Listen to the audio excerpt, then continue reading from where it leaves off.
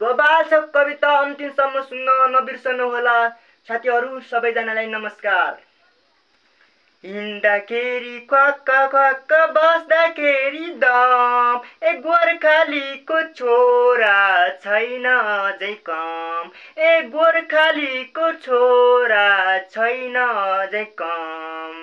धुम्रपानमा गया छ है धेरै जसो धन, ए होसियार नभए नि जान सक्छ ज्यान, ए होसियार नभए नि जान सक्छ ज्यान।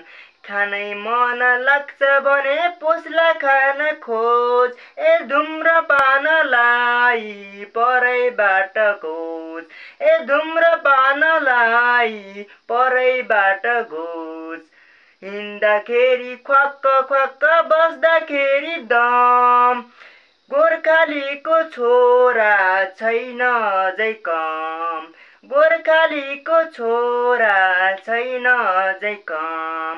ठुला कोही नगरौँ धुम्रपानको सान, ठुला कोही नगरौँ धुम्रपानको सान।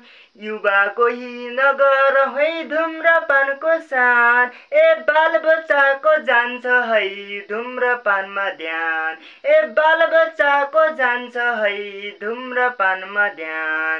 धुम्रपान गर्छु भन्ने नकारात्मक सोच, धुम्रपान गर्छु भन्ने नकारात्मक सोच, ए धुम्रपानलाई परैबाट घोष, ए धुम्रपानलाई परैबाट घोष। बालबच्चाले धुम्रपान गर्छु भन्ने नकारात्मक सोच, ए धुम्रपानलाई परैबाट घोष। छोड्दे धुम्रपानलाई परैबाट घोष।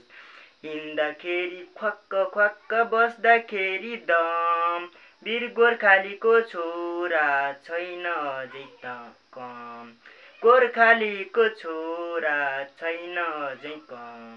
यो कविता 2074 सालमा लेखिएको कविता हो। जति बेला म कक्षा 4 मा पढ्ने गर्थे। यो कविता लेख्नुको मेरो खास उद्देश्य यो छ कि आफूसँगै पढिरहेका विद्यार्थी दिदीबहिनी दाजुभाइ नराम्रो कुलतमा फसिरहेका थिए।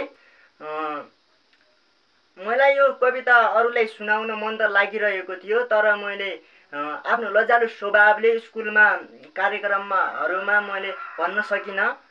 त्यसैगरी आफूसँग मोबाइल पनि थिएन, त्यसै सामाजिक सञ्जाल युट्युब फेसबुकमा हाल्न मैले सकिनँ। यो काफी सुरक्षित बाकसमा रहेको हुनाले मैले सजिलैसँग सामाजिक सञ्जाल फेसबुकमा पोस्ट गर्न पाएको छु। यसमा यो कविता मात्रै होइन, 14-15 कविता जम्मा लेखेको छु। मैले कक्षा 4 मा लेखिएको कविताहरू छन्। हजुरहरूलाई कस्तो लाग्छ मेरो कविता? राम्रो लागे पनि नराम्रो लागे पनि साथ सपोर्ट लाइक कमेन्ट सेयर गर्न नबिर्सनु होला।